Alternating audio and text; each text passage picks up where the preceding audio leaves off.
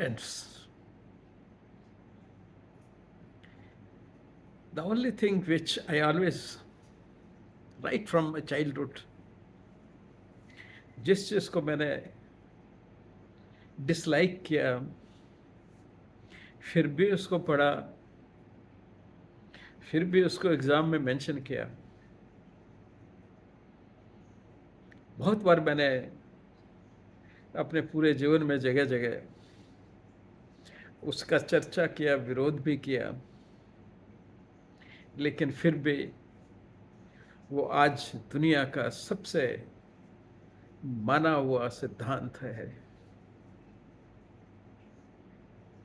वो है Darwinian theory.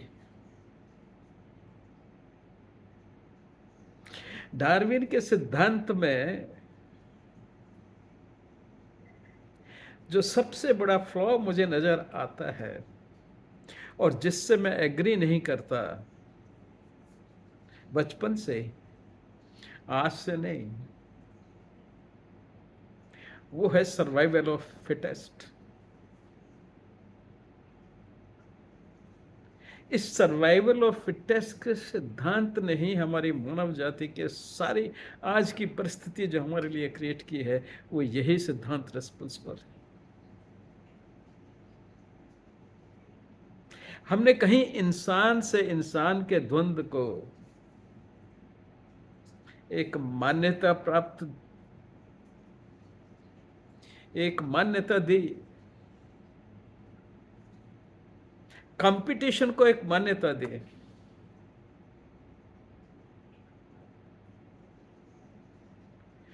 अगर हम डार्विनियन थ्योरी को माने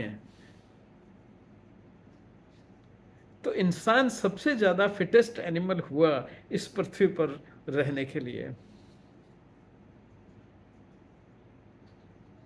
पर कौन कहता है कि आदमी फिटेस्ट है? मैं फिटेस्ट नहीं हूं। मैं सबसे नरीह, सबसे लिमिटेड कैपेसिटी रखने वाला एक जीव हूं बाकी जीवों के कंपैरिजन में।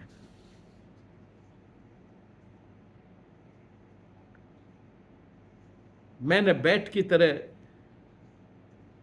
अंधेरे में अल्ट्रासाउंड से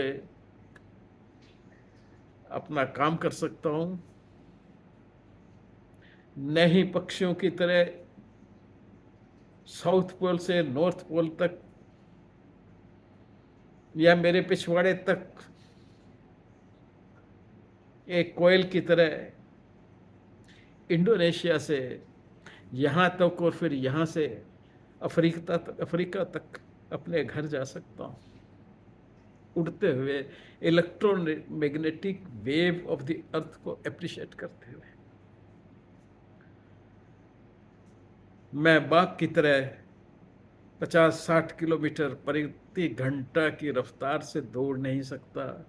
मैं एक हिरन की तरह दूसरी हिरनी को 15 मील से सुगंध के साथ पता नहीं कर सकता। मैं हाथी की तरह दूसरे हाथी से 20 किलोमीटर दूरी पर भी पैरों की आवाज से, धरती के कंपन से कम्युनिकेट नहीं कर सकता। मैं डॉल्फिन की तरह सोच नहीं रखता। डॉल्फिन, अगर हम ब्रेन वेट रेशो में देखें तो वो इंसान से बेटर है, वो इंसान से बेटर थिंकर है। मेरी मेमोरी हाथी जितनी नहीं है, एलिफेंटल मेमोरी, जो पिक्चर्स की तरह हर चीज को अपने दिमाग में जीवन से मरण तक याद रखता है।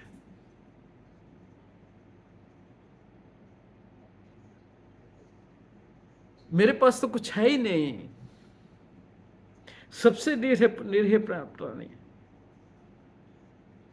तो मैं इस पृथ्वी पे डोमिनेट क्यों हुआ? मैं तो किसी चीज से कंपटीशन नहीं कर सकता था। मेरा शारीरिक बल सबसे कम, हजारों तरह के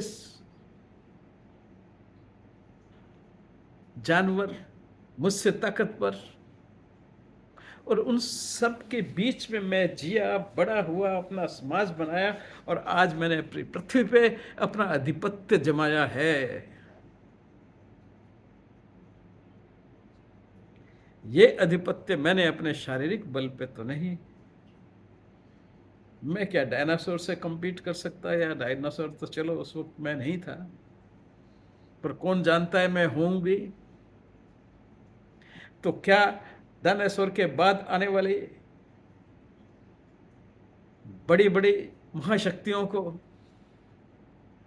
जो हर तरह से मेरे से ज्यादा निपुण थी, उन सब से जीत करके, compete करके मैं यहां बैठा हूं? क्या मैंने जीने के लिए उनसे कंपटीशन किया और उनको मार करके फिर मैं यहां बैठा हूं? मैं तो कुछ भी सक्षम नहीं था। हथियार के नाम पर मेरे एक नाखून थे और दांत हैं, और तो मेरे पास कुछ नहीं था। अब बुद्धि की बात करते हैं तो मैंने बता ही दिया कि मैं तो ना अल्ट्रासाउंड सुन सकता हूं, ना अल्ट्रा वायलेट रेस उनको देख सकता हूं, ना इलेक्ट्रोमैग्नेटिक वेव्स को देख सकता हूं। मेरी दृष्टि पूरे जानवरों से सबसे कम देखने वाली है। मेरे सेंसेस दूसरे जानवरों से सब कम है। तो मुझ में क्या है? बुद्धि से मैं लड़ तो नहीं सकता था। बुद्धि का विकास करके जो बाद में मैंने बनाया आज एटम बम, वो तो बहुत समय लगा। वो तो अभी 100 साल पहले भी नहीं बना। तो मैं इतने मिलियंस ऑफ द ईयर्स, या 15,000 तुम कहते हो साल पहले इंसान में इस रूप में आया, तो 15,000 साल से भी जीवित रहा, और 15 साल से पहले मिलियंस ऑफ ईयर्स तक मैं इवोल्व होता रहा। उस वक्त तो मेरा दिमाग भी नहीं था। आज तो हम कहते हैं चलो हमें दिमाग है, हम दिमाग से जीते। दिमाग से compete नहीं किया हमने। कंपटीशन में तो हर फील्ड में हमसे कमजोर थे। फिट की स्थिति में तो हम थे ही नहीं उनके साथ में। तो फिर कौन कहता है कि सर्वाइवल ऑफ फिटेस्ट रहा? अगर एक्सटेंशन में देखोगे तो बहुत से ऐसे एनिमल जो सबसे फिट थे वो एक्सटिंक्ट हो गए। जो पृथ्वी के हिसाब से पृथ्वी पर रहने चाहिए थे, पृथ्वी पे जो न पोल्यूशन फैला रहे थे, न पृथ्वी का नुकसान कर रहे थे, वो लोग फिट थे यहाँ जीने के लिए। तो या हम ये कहते हैं कि ताकत की बात, तो ताकत भी नहीं। इस सर्वाइवल ऑफ फिटेस्ट ने हमको सब बुराइयां दी। उसने हमें बचाया नहीं, हमें आपस में लड़ाया। आपस में लड़ाया। हम जिए इसलिए कि हम एक दूसरे को प्यार करते थे, हम किसी से कोई संघर्ष नहीं करना चाहते थे। हमारे जो अनफिट भी व्यक्ति था हमारे साथ, आज से 15,000 साल पहले हमने उसको सेवा करके उसको अपने साथ रखा, उसको बड़ा किया। हमने सबसे असहाय चीज जो इंसान का बच्चा है उसको बड़ा करके अपनी तरह बड़ा करते हैं। हम कहां कंपटीशन करते हैं? किससे कंपटीशन कर रहे हैं? हमने किसी से कंपटीशन किया ही नहीं कभी, तो फिर हम सर्वाइव क्यों किए? दुनिया में शेर का राज होना चाहिए था, वो सबसे फिटेस्ट है। हाथी का राज होना चाहिए था, वो सबसे फिटेस्ट है। अगर संघर्ष में जीतने की बात करो तो, और वो डार्विन संघर्ष की ही बात करता है कि जिएगा वो जो फिट है। इस चीज ने समाज में कंपटीशन शुरू किया। उस कंपटीशन में हम सब उलझ गए। हमने अपनी पूरी सामाजिक व्यवस्था के को तार तार कर दिया। हम जिस चीज के कारण जिए थे प्यार, ममता, एक दूसरे की मदद, हेल्प। हम ग्रुप में रह के बड़े से बड़े शेर को भगा देते थे, आग लगा के, लाठियां लेके, बांस उठा करके। क्यों हमने उनसे बांस उठाया? क्योंकि हम फिट नहीं थे। तो ये आज समाज में जो संघर्ष जितना क्रिएट किया गया, वो डार्विन की देन है। क्योंकि डार्विन ने कहा सर्वाइवल ऑफ द फिटेस्ट। हर व्यक्ति, इंसान फिट बनने की कोशिश में चल सका। कंपटीशन क्रिएट हो गया। खाली फिट लोग ही आईएएस बनेंगे, फिट लोग ही आईपीएस बनेंगे, फिट लोग ही डॉक्टर बनेंगे, फिट लोग ही लॉयर बनेंगे, फिट लोग ही जज बनेंगे, फिट लोग ही आर्मी में जाएंगे, फिट लोग ही उसमें जाएंगे। हमने एक अननेसेसरी सर्वाइवल ऑफ फिटेस्ट के उसको लेकर के एक इंसान से इंसान का कंपटीशन क्रिएट करके उसको इंसान नहीं रहने दिया, उसको हैवान बना दिया, शैतान बना दिया। आज हम सब शैतान हैं अपने मन में। हर आदमी दूसरे जेलसी क्यों कर रहा है?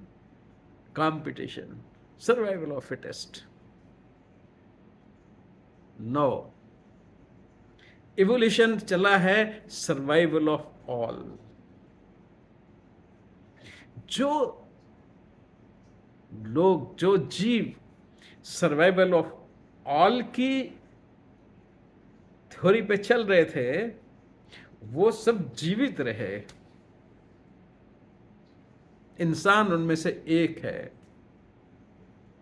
बाकी भी आप अगर देखेंगे, जो सर्वाइवल ऑफ ऑल में विश्वास करते थे वो जीवित रहे। जो सर्वाइवल फिटेस्ट की उसमें करते थे वो नेस्ते नाबूद हो गए, नष्ट हो गए।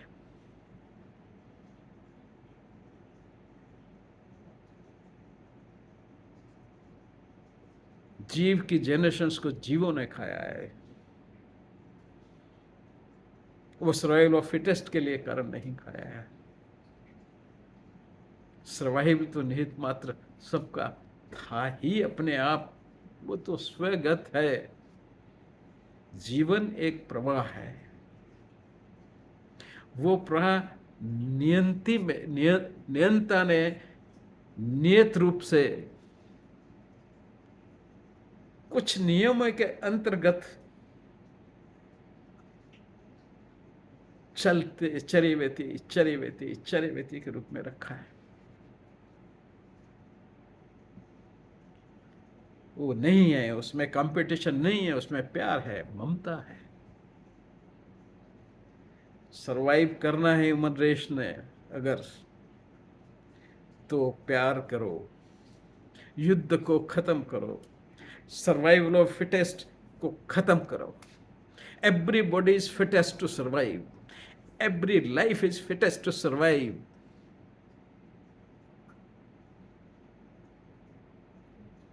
वो सर्वाइवल ऑफ फिटेस्ट कहने लोग, उन्होंने पूरे ब्रह्मांड को अनफिट कर दिया सर्वाइवल के लिए, अपने लिए नहीं, दूसरों को। सर्वाइवल ऑफ फिटेस्ट का सिद्धांत गलत है, इसको निकालो। Survival of all without any competition, सबको अधिकार, बराबर अधिकार। यह जीवन का राज है। सबको प्यार, सबको ममता, सबको बराबर ममता, सबको बराबर प्यार। एक दूसरे के हम केयर करें, एक दूसरे से प्यार करें, एक दूसरे का संवर्धन करें, तब जीव चलता है, तब सर्वाइवल होता है। संघर्ष से जीवन कभी नहीं पनपता। ये संघर्ष की थ्योरी को हमें बाहर करना होगा, इसको बाहर निकालना होगा। आज से सब कहें हम survival of all, not the survival of fittest.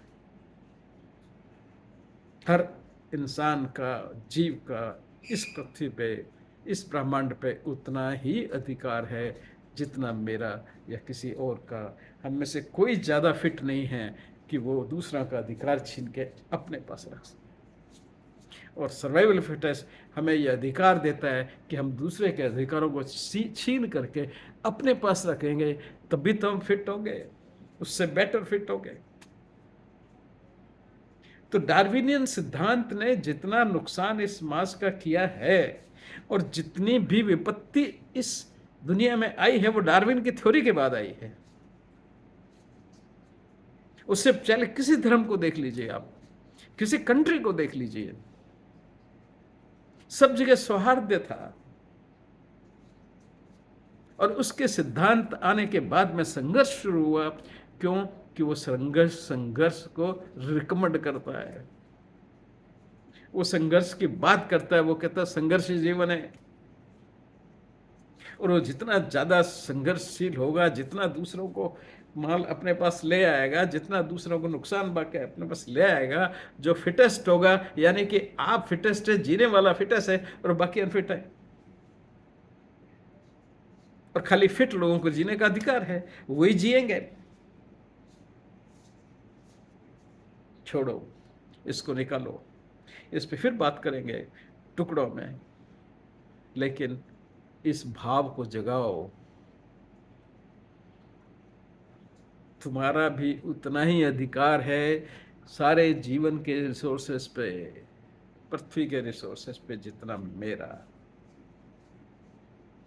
हमें IPS, IAS, doctor, non doctors, इनमें मत बांटो। हम इंसान हैं, एक दूसरे को प्यार करने के लिए, एक दूसरे की सहायता करने के लिए, एक दूसरे की मदद करने के लिए, एक दूसरे की हेल्प करने के लिए ये हमने किया है, इसलिए सर्वाइव किए हैं। Survival of all, not survival of fittest. Thank you very much.